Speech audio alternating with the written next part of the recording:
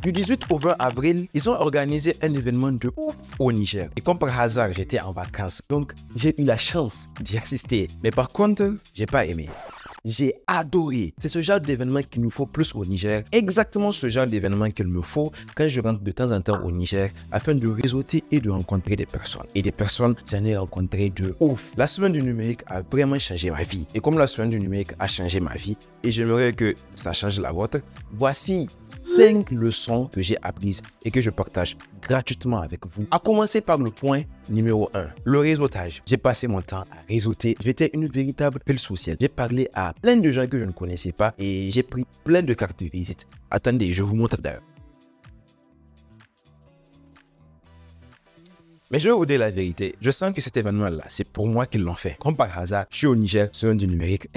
À la semaine du numérique, il y avait plein de stands. Le stand de l'ESSEP, l'ancienne EST. J'avais aussi vu le stand de l'association des cinéastes du Niger que j'ai vraiment aimé. Et l'un des moments les plus marquants pour moi, c'est que j'avais rencontré un certain monsieur Ali Ossanda qui avait étudié également au Maroc et qui avait une entreprise d'informatique. Et quand on s'est rencontrés, j'ai été présenté par un de mes oncles et il nous a mis en contact. Et là, je lui parlais du fait que beaucoup d'étudiants nigériens qui finissaient d'étudier au Maroc avaient peur de rentrer au pays parce qu'ils n'étaient pas sûrs d'avoir un emploi. Et là, il a fait un truc de ouf. Il m'a dit, actuellement, je recherche plein d'ingénieurs informatiques qui ont fait le Maroc. Donc, si tu as des amis qui ont fini leurs études ou bien qui vont finir, partage mon numéro. Ils n'ont qu'à m'envoyer leur CV. Imaginez si ça se concrétise, combien d'emplois va-t-on offrir aux Nigériens qui font informatique au Maroc? Waouh! Et honnêtement, c'est à ça que sert ce genre d'événement. Rencontrer des gens, réseauter, balancer des CV et trouver un emploi. Que demande le peuple, je vous dis, que demande le peuple? J'ai aussi eu la chance de rencontrer des gens qui étaient exactement dans le même domaine que moi, à savoir Niger FPV. Niger FPV, au fait, c'est une start-up de drones au Niger qui assemble les drones. Ils ont sorti plein de drones. Et l'un des faits marquants de la semaine du numérique, c'est qu'ils ont remporté le concours d'innovation. Grâce à la semaine du numérique, j'ai pu me rapprocher d'eux et sympathiser surtout avec le CEO, Monsieur Maman, avec qui on a parlé de beaucoup de choses et on a partagé notre expérience dans le domaine des drones et tout ça. Et il y avait aussi Monsieur Ali Mohamed Oudou et Monsieur Ahmed avec qui j'ai également sympathisé. Ils avaient organisé un événement à l'université islamique et je ne pouvais pas rater ça.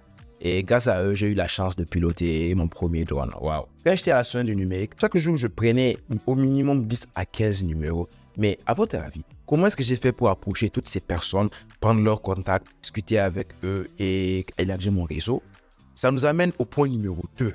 Soyez intéressant et intéressé. Sans me jeter des fleurs, je suis un profil assez atypique. De un, je travaille dans une société de drones ici au Maroc, AES, mais également je fais des vidéos sur Internet. Ce que j'aime résumer quand je me présente, drone et YouTube. Le problème malheureusement de la plupart des jeunes qui sont à l'école ou bien qui ont fini leurs études, c'est qu'ils n'ont pas de hobby ni de passion, ils n'ont pas de sujet qu'ils aimeraient discuter avec beaucoup de gens. Et alhamdulillah, c'est vraiment pas mon cas. Je sais exactement quoi dire à telle personne. Quand j'ai rencontré les cinéastes, j'ai parlé de Ismoili. Quand j'ai rencontré Niger FPV, j'ai parlé de tout ce que je faisais dans les drones. Et quand je rencontre quelqu'un qui s'y connaît un peu les deux domaines, là, la discussion devient encore plus intéressante. S'il vous plaît, essayez de choisir une carrière qui vous plaît. Essayez de faire des choses en dehors des études. Comme ça, vous devenez une personne encore plus intéressante. Vous rencontrez encore plus de gens. Vous allez élargir votre réseau. Vous allez élargir votre cercle de connaissances. Qui sait quelle opportunité vous pouvez avoir à la suite. Et en parlant d'opportunités, je ne sais pas si vous avez remarqué ce badge que j'ai au cou. Actuellement, je suis à l'université Mohamed VI, donc UM6P.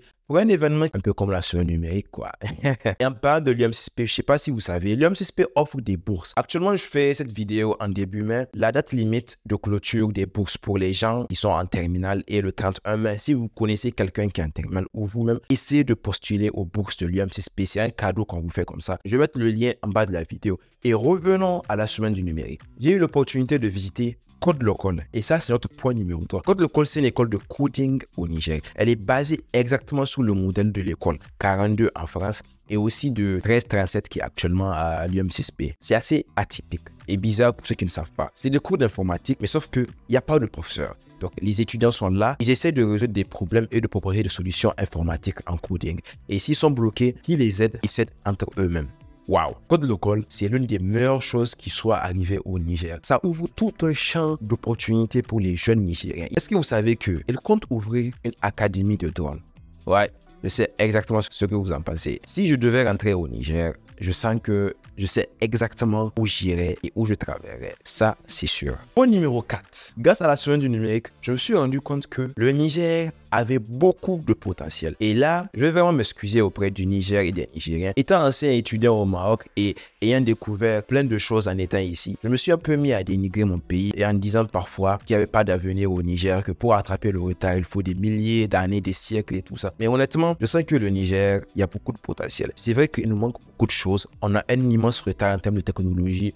D'ailleurs, la connexion Internet au Niger, c'est à Ankali. Je sens qu'on peut le faire. Au Niger, il y a du potentiel. Il y a de la matière grise, il y a de l'intelligence, il y a de l'innovation, il y a de la détermination, il y a du courage. Pas facile de faire toutes ces choses au Niger, mais ceux qui s'accrochent et qui arrivent, c'est eux qui récolteront les fruits après. On peut faire de grandes choses au Niger et ce qui nous amène au point numéro 5. C'est quoi la suite? Dois-je rentrer au Niger ou bien rester au Maroc? Voici le conseil que je donnerais à un étudiant ou bien quelqu'un qui a travaillé au Maroc et qui ne sait pas s'il doit rentrer au Niger ou non. Si tu rentres maintenant, sache que l'écosystème et le contexte sera un peu difficile. Venant du Maroc, on est habitué à plein de choses, par exemple à la connexion illimitée. Et arriver au Niger, ça risque d'être difficile. Et je ne te parle même pas des coupures. Il est possible de faire son petit tour au Niger, mais honnêtement, ça va être très très difficile. Malheureusement, j'ai beaucoup d'amis et beaucoup de membres de ma famille qui ont fini leurs études et qui sont rentrés tête baissée, tête la première au Niger. Et ça ne leur a pas beaucoup réussi. Donc, à moins d'avoir un plan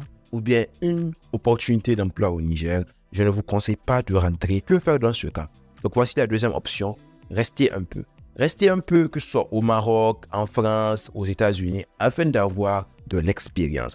Engranger de l'expérience, engranger du réseau, mais aussi de temps en temps rentrer au Niger afin de vous créer du réseau, afin de vous informer de ce qui se passe au Niger grâce à des événements comme la semaine du numérique. Une fois que vous aurez plein d'expérience, plein de savoir, plein de connaissances et bien sûr plein d'argent, c'est la base.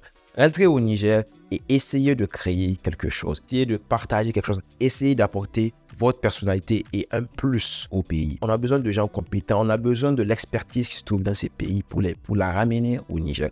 Et je ne dis pas que ça va être facile. Rien n'est impossible à celui qui est déterminé, celui qui se donne les moyens. Et dans la deuxième catégorie, il y a plein de gens que je connais qui sont rentrés au Niger après avoir séjourné à l'extérieur. Par exemple, monsieur Ali Ossanda de E-Tech dont je vous avais parlé dans un point précédent. Et tout ça pour vous dire que le Nigérien qui est à l'extérieur, je le compare à un diamant brut. Le diamant brut, quand tu vas le voir, tu ne vas pas penser que c'est un diamant. C'est après traitement et après polissage qu'il deviendra un vrai diamant. Ok. Ce diamant, c'est les étudiants et Nigériens qui sont à l'étranger. Et ce diamant ne peut pas rentrer directement au Niger parce qu'il n'est pas poli afin de rentrer et puis donner de la valeur.